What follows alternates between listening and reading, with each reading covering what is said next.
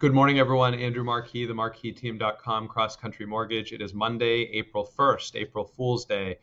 Checking in here with an interest rate update and then my product sort of industry update for the week ahead. So starting off with our conforming interest rates with a point, 30-year fixed has gone up to 8.25. April Fools, just kidding.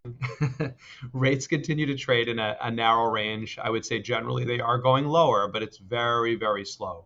30-year fixed, 6.5%. 20-year, 6.125. 15-year, 5.875. Moving on to jumbo, 30-year fixed, 6.625.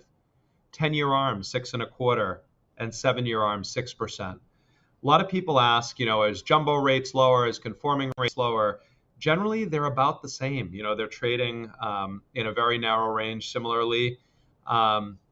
So I don't think it makes a huge difference. It's harder to qualify for a jumbo loan. You need more to be able to qualify, but the rates are generally the same, conforming versus jumbo. Now, talking about our product update, or I should say industry update for the week, and I'm going to comment quickly on the National Association of Realtors lawsuit and how I see things. I don't want to go real in depth on this, but I'll give you my sort of 2 cents. I feel like our industry is very, very resilient. I feel like we on the mortgage origination side have gone through a lot of changes and regulations, especially after 2007 and 8. And the resiliency in our business is very, very strong as one of the largest economic sectors in the U.S. So I do feel that we'll work around this. I do feel that the strong will get stronger. Some weak may fall off, but I think we will persevere through this.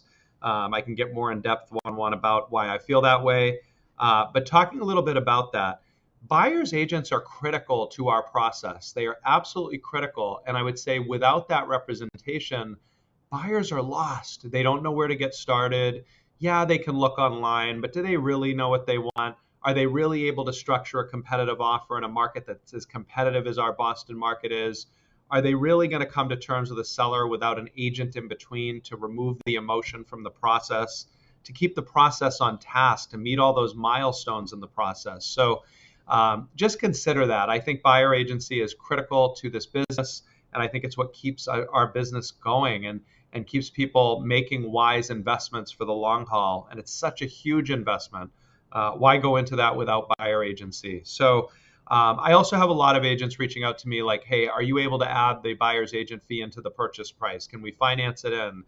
And the easiest way I explain this is if you're in a situation where you're representing a buyer and the listing agent or the seller is not offering buyer compensation, and you have to actually charge the buyer for that, it's all about funds to close. How do we as the lender reduce the funds to close for the buyer so they can set aside funds to cover that buyer agency fee? And I would say that we do have a lot of products that allow for that. The first one, the obvious one, is we have 15% down by PMI, meaning if your client, has 20% down but would rather put 15% down, they get the same interest rate. They have no private mortgage insurance. That frees up 5% of the funds. So if they had to pay some or all of a buyer's agent fee, it could come there. We have down payment assistance programs. We have programs with seller credits. So there's a lot of different ways that we can work around this creatively. And I would say it's very important that you as a buyer's agent and you as a buyer get in touch with your mortgage lender about pre-approval that much earlier in the process to be able to strategize. So thank you for listening. I know this was a little bit longer video for a Monday, but hopefully it's valuable information, and look forward to working with you all soon. Thanks again.